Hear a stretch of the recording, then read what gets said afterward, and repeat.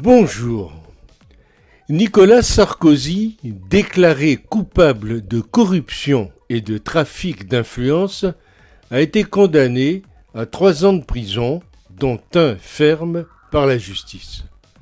Entre les Fillon, Balkany, Sarkozy, Balladur, Léotard et Tron, les juridictions ne savent plus où donner de la tête. Quelle cadence infernale! Lundi, c'était l'affaire Sarkozy. Sur le fond, il apparaît difficile de s'exprimer. En revanche, sur le fait que la justice valide des écoutes illégales entre un client et son avocat, il y aurait beaucoup à dire. L'instruction s'est tenue sans respect du droit et les magistrats ne voient pas le problème. Curieux et dangereux précédent. L'arbitraire règne-t-il ? On connaissait le péché par action, le péché par omission, le péché par intention. Voilà que les juges y ajoutent le péché par intention présupposée. Est-ce le retour de Fouquetinville ? C'est étrange. Tous ces gens sur les plateaux de télé et de radio qui émettent des hypothèses complotistes pour dédouaner l'ancien président en oubliant d'étudier l'hypothèse s'il a été condamné. C'est peut-être tout simplement parce qu'il est coupable. Ah, cette France d'en haut, qui souhaite que les lois ne s'appliquent qu'à la France d'en bas. C'est drôle, ces commentaires, qui trouvent toujours la justice trop laxiste pour ceux qu'ils méprisent et trop sévère pour ceux qu'ils admirent. La justice ne marche pas à l'affect, elle ne méprise personne, ni ne voue d'admiration particulière à qui se présente à elle. Un prévenu reste un prévenu et il doit s'expliquer sur les éléments d'un dossier qui est généralement bien ficelé, surtout s'il est préparé par le gratin du parquet. Sur le dossier, on ne dit rien, mais enfin, des écoutes illégales elles-mêmes auraient dû annuler ce procès. De l'illégalité sur de l'illégalité, ça fait beaucoup.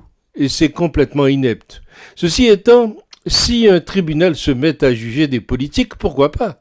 Un commentateur disait à juste titre que François Mitterrand avait utilisé les fonds publics pour la protection de sa compagne, mais il y a d'autres affaires. Elles étaient protégées par les oppositions, car ces oppositions faisaient de même.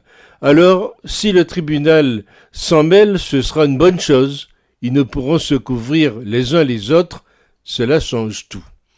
Il y a les mentors de Nicolas Sarkozy, son ex-premier ministre, ses amis d'adolescence, ses conseillers, plusieurs de ses ministres, son trésorier, son associé historique dans un cabinet d'avocats, son propre avocat, son maître espion, son témoin de mariage, sa suppléante, ses intermédiaires, son diplomate préféré, etc. Certains ont été condamnés. D'autres vont être jugés, d'autres encore ne sont que mis en examen dans les enquêtes en cours, mais tous décrivent par les faits qui leur sont reprochés un terrible soupçon pour une démocratie comme la France. L'idée qu'un clan est suspecté d'avoir probablement, comme nul autre avant lui, profité du pouvoir pour avoir toujours plus de pouvoir encore, plus d'argent, plus de faveurs, plus de passe-droit. La politique au sommet est gangrénée depuis des décennies, on le sait. C'est une véritable mafia d'échanges d'influence, de privilèges et de détournements. Si Nicolas Sarkozy tombe, et si justice il y avait, les autres devraient tomber aussi.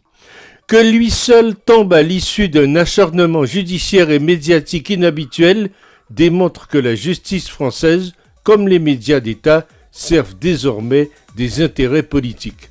Lorsque la justice écoute, ne serait-ce qu'un seul instant, les conversations téléphoniques entre un avocat et son client, l'état de droit n'existe plus. C'est le début du totalitarisme.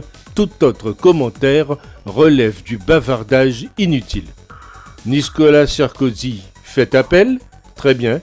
C'est plutôt la décision de justice à venir en appel qui risque de poser problème.